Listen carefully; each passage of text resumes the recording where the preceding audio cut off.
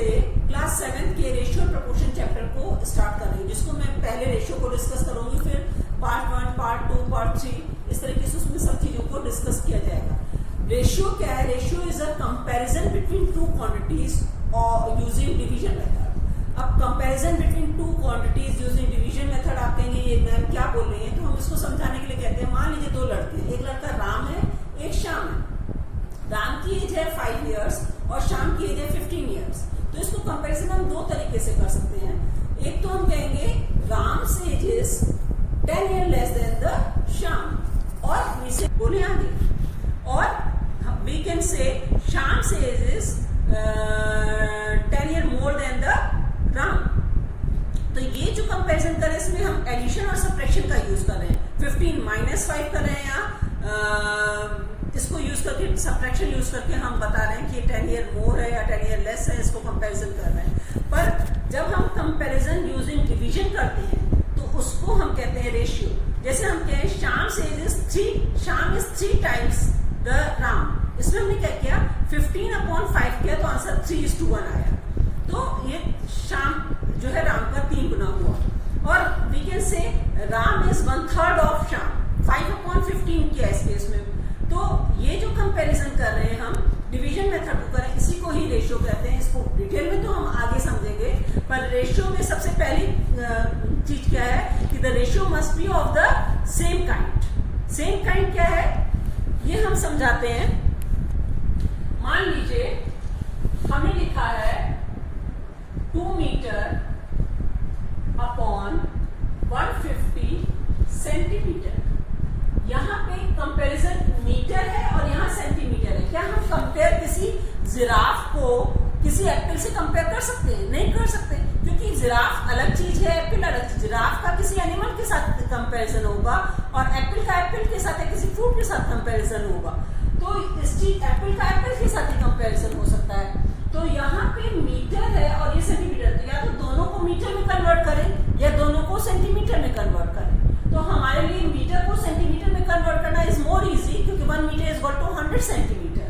तो 2 metre is equal to 200 centimetre upon 150 centimetre. ये centimetre centimetre यहाँ कैंसिल आउट हुआ, एक जीरो भी कैंसिल कर देते हैं। 5 3s are 15, 5 4s are 20। तो ये सिंपलेस्ट फॉर्म में 4:3 आया। ये रेशियो का साइन 4:3 है। ये फ्रैक्शन है और इसको एज अ फ्रैक्शन को एज अ रेशियो भी लिखा जा सकता है, दैट इज 4:3। यहाँ पे आपने एक चीज और देखी कि इस रेशियो की कोई यूनिट भी नहीं है। सेंटीमीटर सेंटीमीटर या रुपीज या पैसे जो होगा वो आपस में डिवीजन में कैंसिल आउट हो जाएगा और इसकी कोई यूनिट भी नहीं आएगी। तो इससे हमने ये चीज सीखी कि रेशियो हैज नो यूनिट।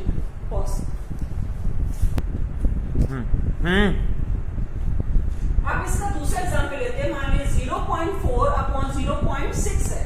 तो हमने क्या किया, पॉइंट दोनों का अगर कैंसिल कर दिए तो ये कन्वर्ट होकर 4:6 हुआ।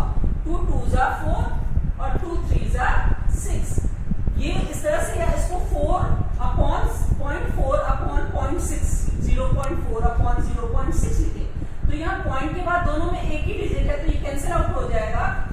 फिर 2 2s are 4, 2 3s are 6। 2/3 is equal to 2:3 convert हो जाएगा। तो ये दो तरीके से हम इसको कन्वर्ट कर सकते हैं। अब जब यहाँ पे डेसिमल की बात आई है तो हम डेसिमल का भी कॉन्सेप्ट क्लियर कर दें।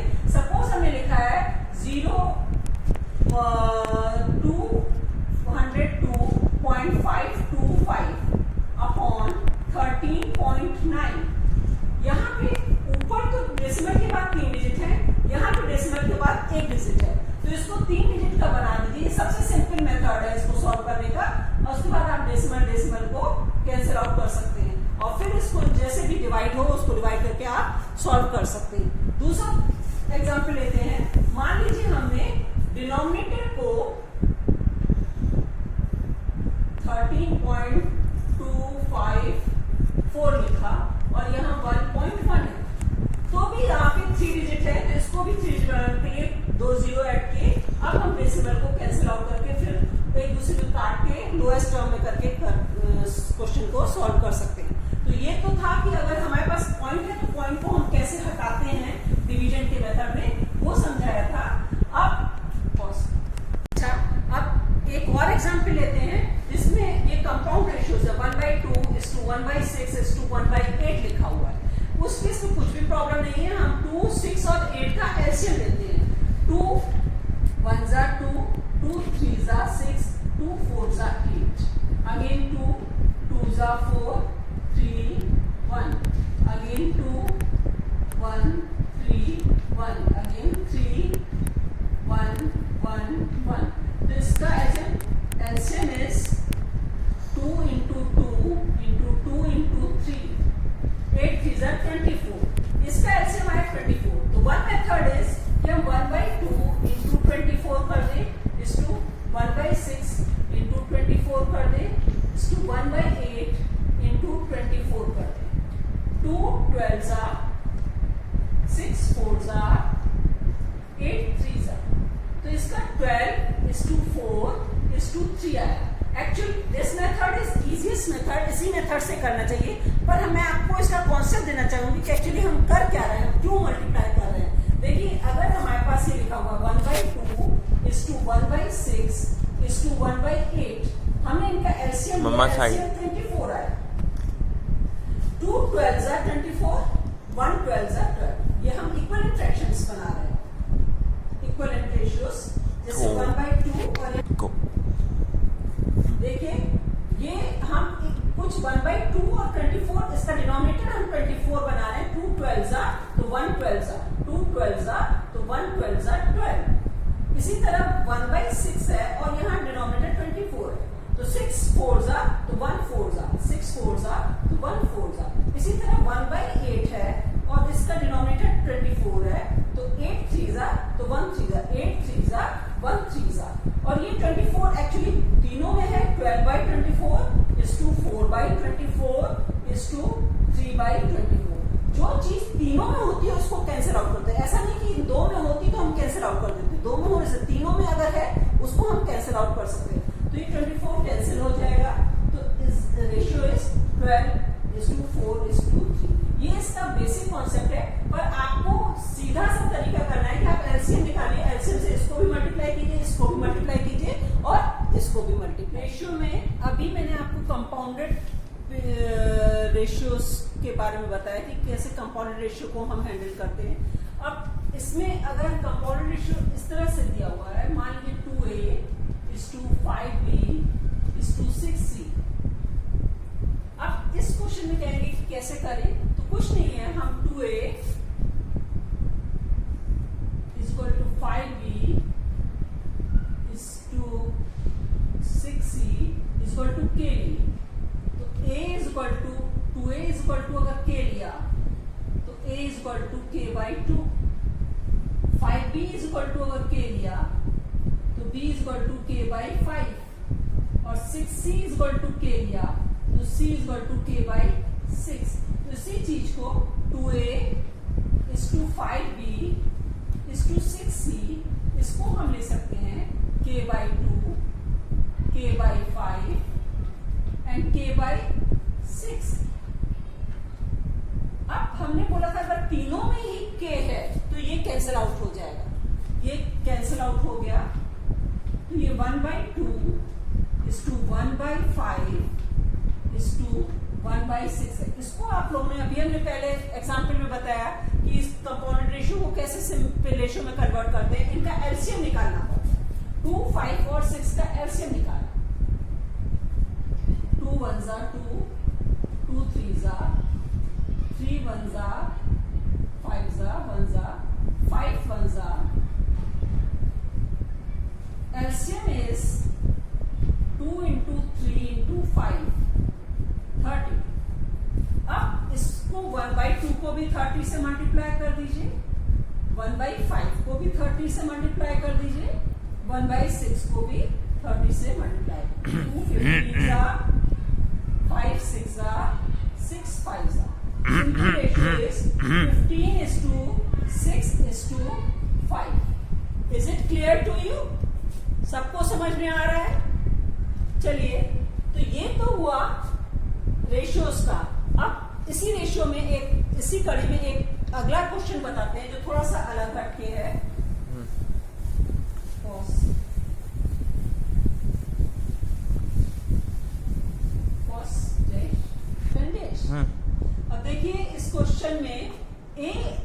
B is equal to 3:4, B is to C is equal to 16:27. आपको फाइंड करना A is to C. A यहाँ न्यूमरेटर में है और C यहाँ डिनोमिनेटर में है. यहाँ पे भी A न्यूमरेटर में है, C डिनोमिनेटर. यहाँ का बीच का जो है हमें गायब करना है. ये डिनोमिनेटर में है, ये न्यूमरेटर में. न्यूमरेटर और डिनोमिनेटर कब कैंसिल होते हैं? जब वो मल्टीप्लाई होते हैं. तो हमने लिखा A is to C is equal to A upon B into B upon C. A upon B क्या है आपका? 3/4 into B upon C क्या है? 16/27. 4 4s are 3 9s are. तो ये रेशियो आ गया 4/9 और इसको बोल दें 4:9. ये डायरेक्ट A:C में कन्वर्ट हो गया. सपोज अब देखिए इस क्वेश्चन में क्या है, if A is to B is equal to 3:5, B is to C is equal to 6, आपको A is to B is to C तीनों में ही चाहिए प्रपोर्शन. तो हालांकि इससे आपका A is to, अगर आप A is to B is to C निकाल लेते तो उससे A is to C भी निकलेगा, B is to C भी निकलेगा, A is to B सब निकल आ सकता है. तो इसके लिए कैसे है, हम आपको बुकिश मेथड में बता के एक अपना पर्सनल मेथड बताते हैं जो बहुत ही आसान है. आपने क्या किया, A is to B is to C, थोड़ा थोड़ा काफी स्पेस रखते हुए आपने इनको लिखा. A is to B क्या दिया हुआ है? 3:5. B is to C क्या दिया हुआ है? 6:7. देखिए इधर भी एक नंबर है, इधर भी एक नंबर. यहाँ पे दो नंबर अगर एक हो जाए तो A is to B is to C आपका डायरेक्ट निकल आएगा. तो इन दोनों नंबर को एक करने के लिए इनका एलसीएम निकाला. 6 और 5 का एलसीएम आएगा 30. LCM of 6 and 5 is 30. तो हम क्या करेंगे, इसको भी 30 बनाएंगे और इसको भी 30 बनाएंगे. तो ये एक ही नंबर हो जाएगा. तो 3:30:7 जो भी रेशियो आ जाएगा हमारा हो जाएगा. या 3 की जगह कुछ और नंबर होगा या 7 की जगह कुछ और नंबर होगा. हमारा बीच का आंसर 30 आ जाएगा. तो हम क्या करते हैं, इस पूरे को हम 5 को किससे मल्टीप्लाई करेंगे? 30 को 6 से मल्टीप्लाई करेंगे. तो इस पूरे को हम 6 से, यहाँ पे ऐसे कोट है, इसको इंटू 6 लिख देते हैं. ये 6 3 भी मल्टीप्लाई होगा और 6 इंटू 5 भी होगा. और यहाँ 6 को किससे मल्टीप्लाई करेंगे? 30 हो, इसको 5 से मल्टीप्लाई करें तो इंटू 5 करा. 5 6 इंटू 6 भी होगा और 5 इंटू 7 भी होगा. ये ध्यान दीजिए, खाली 5 इंटू 6 करके ना छोड़ दीजिएगा. इसको अब हम A is to B is to C फिर से अब इसको मल्टीप्लाई करके हम यहाँ पे लिखते हैं. 6 into 3 is what? 18. 6 into 5 is 30. Again 5 into 6 is 30. ये बीच में है, जहां पे है वही लिखिए. 30 is to 5 into 7 is 35. तो देखिए यहाँ पे हमारे एक नंबर है और ये भी अब एक हो गया. तो A is to B is to C is equal to 18 is to 30 is to 35. अगर आपसे यहीं पे आपसे बोला जाता find A is to C, A is to C, तो आप पहले A is to B is to C निकाल लेते. इससे आपसे जो भी पूछा जा रहा है आपने लिखा 18 is to 35.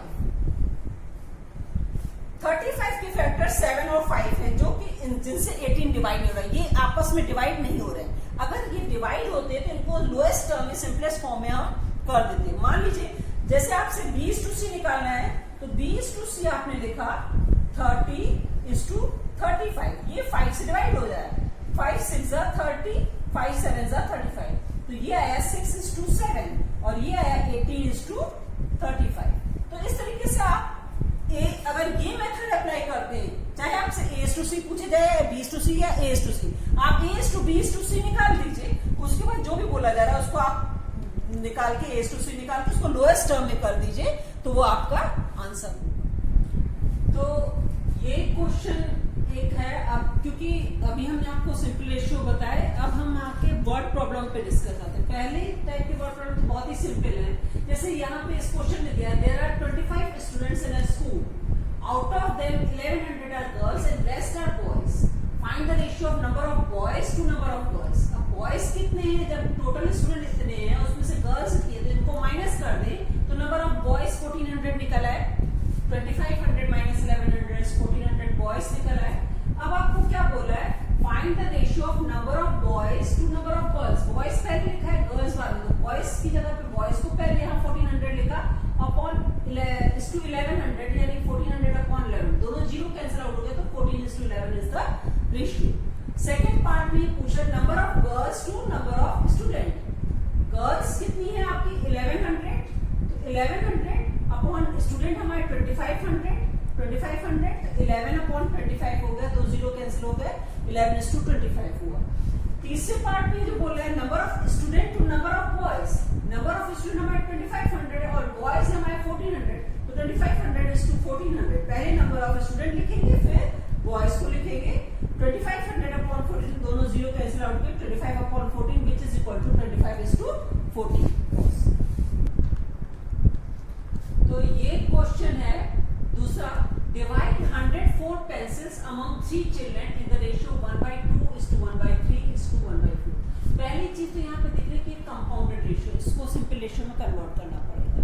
दूसरी चीज ये 104 पेंसिल जो हमें दी हुई है, उस गिवन क्वांटिटी को हम ज्यादा ध्यान देते हैं। यहाँ पे गिवन है 104 इज द टोटल पेंसिल जिनके 3 हिस्से के 3 बच्चों में बांटा गया है, जिसको ये टोटल पेंसिल है। तो हमें इन रेशियोज को निकाल के इनका टोटल ही से कुछ मतलब होगा। तो यहाँ पे पहली बात तो कंपाउंडेड रेशियो को सिंपल रेशियो में करने के लिए 1/2:1/3:1/4 LCM of 2, 3 and 4। 2 1s are 2s are 2 3s are 2 1s are 3s are 1s are 3 1s are 1s are 1s are LCM is coming 12। तो हमने यहाँ पे 1/2 को भी 12 से मल्टीप्लाई किया, 1/3 को भी 12 से मल्टीप्लाई किया और 1/4 को भी हमने 12 से मल्टीप्लाई किया।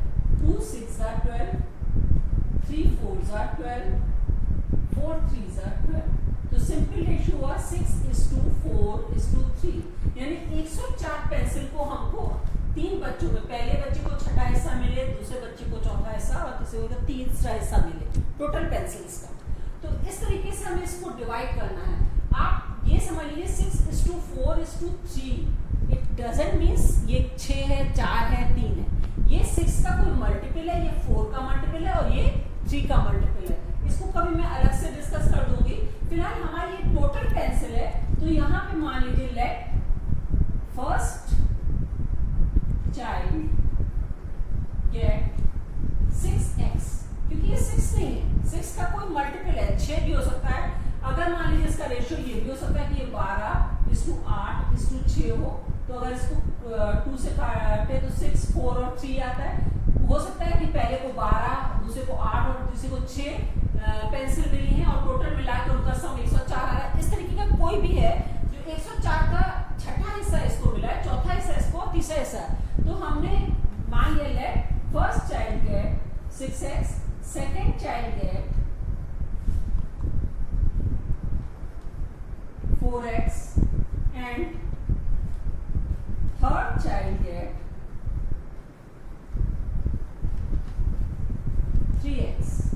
तो अब अगर पहले बच्चे को 6x मिला है, 4x और 3x, तो टोटल है, तो हम यहाँ पे टोटल लिखेंगे 6x plus 4x plus 3x, तीनों का टोटल तो यही हुआ 6x प्लस 4x, और टोटल यहाँ पे दिया कितना है, वो 104 है। तो 104 हुआ 6 4 10 3 13x 104। What is x is equal to 104 upon 13। ये 8 टाइम्स डिवाइड होगा,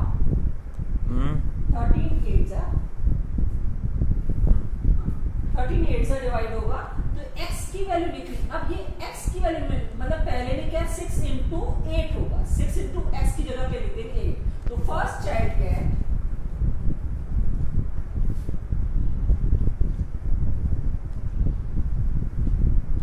6x 6 into 8, that is 48 pencils. Second child get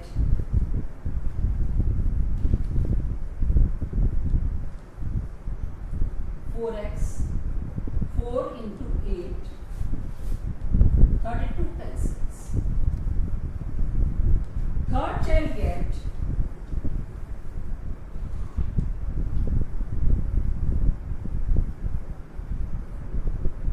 3x 3 into 8 24 pencils. Clear है? देखिए इस क्वेश्चन में क्या है, the ratio of length to breadth is, ये रेशियो दिया है, पहली चीज लेंथ है तो ये 5 लेंथ है और 3 का रेशियो जो है वो ब्रेथ को दिखाना है। तो let the length be 5x and the breadth be 3x। हमने कहा ये 5 और 3 नहीं होते, इसका कोई मल्टीपल होते हैं। तो लेंथ भी 5x एंड ब्रेथ भी 3x। इनका पेरीमीटर 144 आ रहा है। तो पेरीमीटर का फॉर्मूला रेक्टेंगल का होता है 2 ब्रैकेट में l प्लस b। तो 144 इज इक्वल टू 2, l की जगह पे हमने 5x प्लस 3x निकाला। हमारा बेसिक कंसेप्ट होता है कि हम x को निकालें। तो 144 इज इक्वल टू 16x। तो x इज इक्वल टू 144, ये मल्टीप्लाई में है यहाँ, तो ये इधर आके डिवाइड होगा 144 अपॉन 16, तो ये 9 मीटर। तो अगर इस इक्वेशंस का बेसिकली है तो आप मेरे इक्वेशन वाला वीडियो आप जरूर देखिए, उसमें आपको ये चीजें क्लियर होगी कि इक्वेशन में कैसे सॉल्व करते हैं। तो अब x पूछा क्या है आपसे, फाइंड द लेंथ। तो आप ब्रेथ की तरफ नहीं जाएंगे, आप लेंथ क्या था आपका 5x, तो आपने 5 into 9 मीटर लिखा। Length is equal to 5 into 9, तो आपका 45 मीटर इज द आंसर। देखिए Reena lost her weight in the ratio 5:3।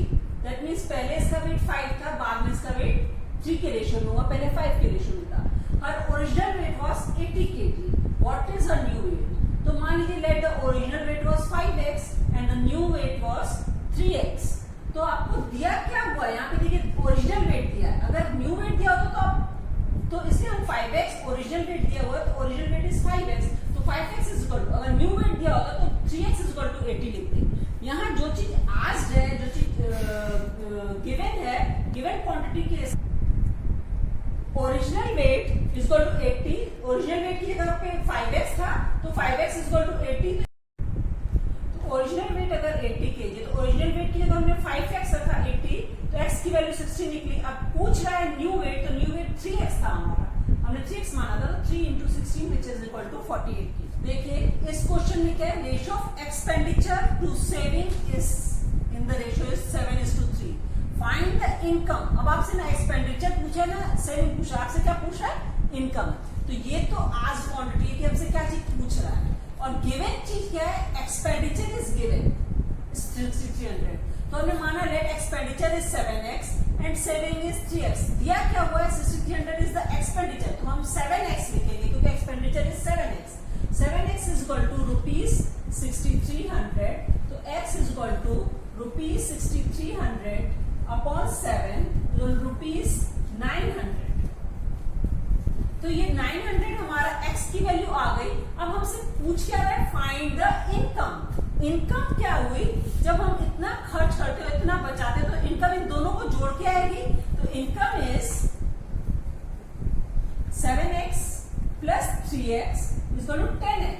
तो हमको निकालना क्या है, फाइंड द इनकम। तो income is 10x which is 10 into rupees 900, that is rupees 9000। This is the answer. देखिए इस क्वेश्चन में the angles of a quadrilateral are in the ratio 1:2:3:4। If the sum of angle of a quadrilateral is 360, find the measure of each angle. Given क्या है, sum of angle. तो let the 4 angles are 1x 2x 3x and 4x। जो चीज दी है वो है sum of angle, that means 1x plus 2x plus 3x plus 4x। 1x को हम सिंपली x भी लिखते हैं, इसलिए आप x plus 2x plus 3x plus 4x is equal to 360 degree. तो 1 2 3 3 6 4 10, 10x is equal to 360 degree. x is equal to 36 degree. तो अब क्या है, फाइंड द मेजर। पूछ क्या है आपसे, each angle, major of each angle. चारों एंगल के लिए पूछ रहा है। तो फर्स्ट एंगल इज, आपने क्या किया, 1x लिया था, 1x, that means 1 into 36 degree. Second angle is 2x, 2 into 36 degree is that is 72 degree. Third angle आपने 3x लिया था, 3 into 36 degree is equal to 108 degree. Fourth angle